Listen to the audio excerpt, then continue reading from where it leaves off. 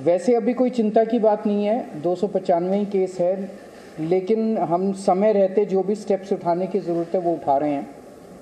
अभी तक total 3 deaths हुई हैं, उनमें 2 डेथ्स परसों हुई थी और 1 डेथ और 4-5 दिन पहले हुई थी। ये तीनों डेथ्स वो हैं जिसमें साइड डिजीज़ कोमॉर्बिडिटी जो है वो बहुत सीवियर थी तीनों केसेस में। तो ऐसा अनुमान है कि डेथ कोमॉर्बिडिटी की वजह से हुई है और शायद कोरोना इंसिडेंटल था, पर ये कहा नहीं जा सकता। तो जैसे एक केस है जिसमें किडनी का ट्रांसप्लांट हुआ था, वो 2-3 महीने से हॉस्पिटल में एडमिट था और उसकी डेथ हो गई। तो ये कहना कि वो कोरोना से डेथ हो गई ये थोड़ा शायद गलत होगा, लेकिन ये फैक्ट है कि 3 केसेस ऐसी डेथ हुई है जिनको कोरोना था। इन 3 में से 2 दिल्ली के बाहर के रहने वाले थे। अभी इस वक्त जितने भी हमारे केसेस पॉजिटिव आते हैं, 100% केसेस की हम जीनोम सीक्वेंसिंग करा रहे हैं। उसका हमारा मकसद ये है कि अगर कोई भी नया वेरिएंट अगर निकल के आए तो हमारे को पहले से पता चल जाए कि कहीं कोई चिंता का विषय तो नहीं है। तो 100% केसेस की जीनोम सीक्वेंसिंग करा रहे हैं। इस वक्त जो सबसे प्रिडोमिनेंट वेरिएंट आ रहा है वो है XBB.1.16। लगभग 48% केसेस में ये वाला वेरिएंट है और जो बाकी भी हैं उनमें भी इसी वेरिएंट के कुछ सब वेरिएंट्स हैं। इस वेरिएंट की 3 क्वालिटीज़ हैं। ये वायरल बहुत तेज़ी से हो रहा है, बहुत तेज़ी से फैल रहा है, लेकिन ये सीवियर नहीं है बिल्कुल भी। ना तो इसमें कोई तेज़ सिम्टम्स हैं और ना ही इसमें ज़्यादा हॉस्पिटलाइजेशन की ज़रूरत है और ना ही इसमें डेथ्स की ज़्यादा चिंता है।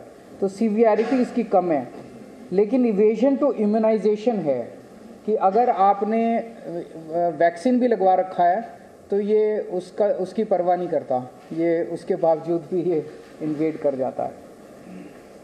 एक जो हम लोग दिल्ली में कर रहे हैं कि सीवेज जो है उससे हम एडवांस में पता करने की कोशिश करते हैं कि कहीं कोरोना तो नहीं आ रहा। तो मिड फरवरी तक जितने हम सीवेज के 7-8 जगह से पूरी दिल्ली में सैंपल उठाते हैं सीवेज के और उनको टेस्ट करते हैं। पहले अगर कोरोना आता है तो पहले सीवेज में कोरोना डिटेक्ट होना चालू हो जाता है। मिड फरवरी तक 0 कम्प्लीटली पूरे दिल्ली में नेगेटिव था। उसके बाद से धीरे धीरे पॉजिटिव कुछ सैंपल्स में आना चालू हुआ और पिछले 15 दिन में अब ये सीवेज में पॉजिटिव इसके वो निकल के आ रहे हैं। हमारी इसको लेके पूरी तैयारी है। वैसे तो कोई भी चिंता करने की ज़रूरत नहीं है, बहुत कम अभी केसेस हैं और कोई सीवियरिटी भी नहीं है, लेकिन तैयारियों को देखते हुए हमारी 7,986 बेड्स हमारे अभी तैयार हैं कोरोना के लिए। इसमें ऑक्सीजन वाले बेड्स भी हैं, इसमें वेंटिलेटर बेड्स भी हैं, इसमें ICU भी हैं। 7,986 बेड्स हैं जिसमें से 66 बेड्स केवल ऑक्यूपाइड हैं। 66 RT-PCR के टेस्ट करने की हमारे पास सफिशेंट क्षमता है। लगभग 4,000 टेस्ट हम सरकारी लैब्स में करने के लिए हमारे पास क्षमता है और प्राइवेट लैब्स में तो 1 लाख से ज़्यादा टेस्ट पर डे करने की क्षमता है। वैक्सीन भी बहुत अच्छा परफॉर्मेंस अभी तक रहा, नेशनल एवरेज से ज़्यादा अच्छा रहा। 18+ की कैटेगरी में तो लगभग सबको वैक्सीन लग चुकी है और 18 से निचली उसमें आए तो फर्स्ट डोज सबको लग चुकी है, सेकेंड डोज भी 85% के लगभग लोगों को लग चुकी है। हमारे पास सफिशेंट एम्बुलेंस है, सफिशेंट ऑक्सीजन अवेलेबल है, सफिशेंट ऑक्सीजन स्टोरेज की कैपेसिटी है।